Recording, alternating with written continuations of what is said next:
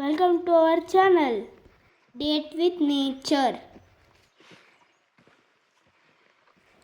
Trekking with close friends is fun, isn't it? So let's plan a trek with close friends.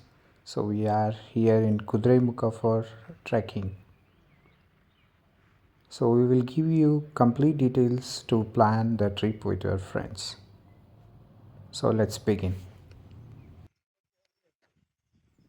Before you are trekking, you need to register all trekkers' details in Aranya Vihara website, which is from Karnataka Forest Department, which will help to allow you inside the Kuduremukh Peak.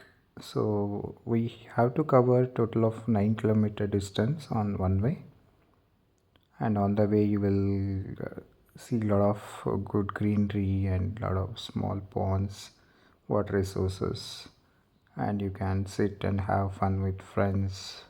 You will have a very good view, mesmerizing waves, and yeah, just plan with your friends and enjoy this.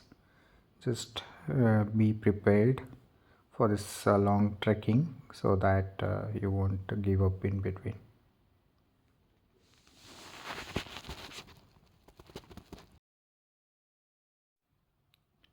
Please save this video and plan it with your friends. Enjoy, have fun.